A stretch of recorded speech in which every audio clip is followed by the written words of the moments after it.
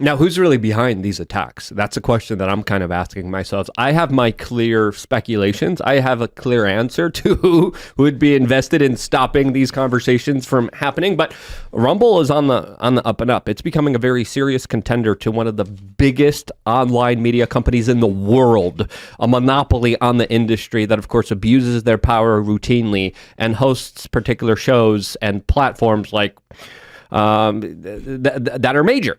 And when they see a competitor coming out and doing their job better and allowing the free market to actually speak and represent itself, holy cow, that is a danger to their business. That is a danger to their industry. And I wouldn't be surprised if it's the competition saying, we got to shut it down before they take our cake.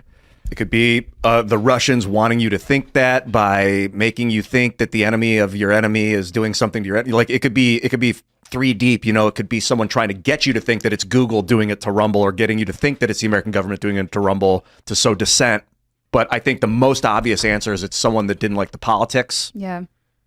Whoever it is. Well, I think you bring up a good point. I think oftentimes we have an enemy like the CCP, for example, and a lot of times we see these cyber attacks and it gets blamed on the CCP. And it's peculiar because even the people that do business with the CCP will say that, people like Joe Biden and the administration, and will say, oh, it's the CCP, it's the CCP. Well, I wonder how many times they blame it on on our enemies when really it's them. Like you saw with the whole balloon situation. Oh, well, it's the CCP, but for some reason we can't shoot it down. Well, we had our reservations about that. We weren't exactly certain that was the case, given what the government has done in the past. But I think that they do take advantage of our enemies and they blame it on that. I think in the case of Rumble, obviously Rumble wouldn't be the ones to blame it on a fake enemy, but I can see like some sort of story coming out blaming it on the CCP or something like that, or maybe even Russia. But I think as people who are in tune with politics, we have to be careful that we don't allow them to use our enemies as a way to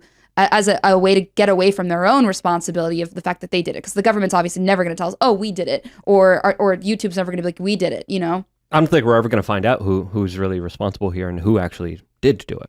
It could be a lot of different people too, working in conjunction. Absolutely. Mm-hmm. I think a lot about the CCP like that, because although I am concerned with that authoritarian economic, autocracy, whatever, oligarchy, I guess, communist oligarchy, I don't want to say that's just the purest evil on earth because then it's just going to send the U.S. to war with them, and I don't want to do that. Right. I want to avoid that. Well, it's the same thing they did with Russia. I mean, they make Putin out to look a certain way, and it's like they make him look like he's some evil dictator, but it's like no one actually breaks down his reasoning for what he's doing. Nobody actually, and it's a disservice to ourselves because then we don't actually understand who we're dealing with.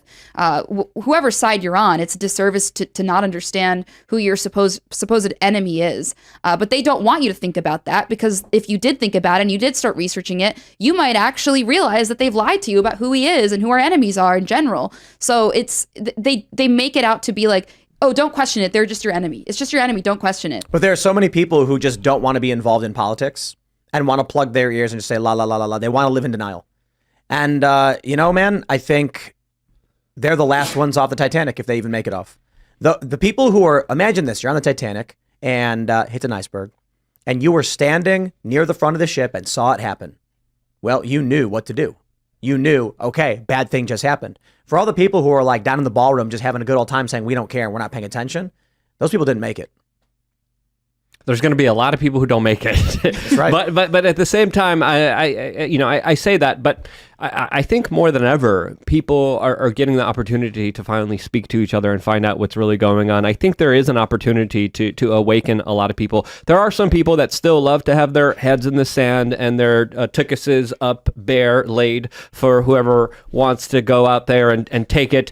And those individuals, I think more and more now, especially with Bidenomics, especially with the Build Back Better policies, are seeing the real cost of being ignorant to politics. As of course, if you ignore politics, politics is not going to ignore you. And a lot of people have been bamboozled, have been screwed over. And now they're saying, hey, hold on, maybe I should be paying attention to what's going on here because this actually does have a real effect on my life.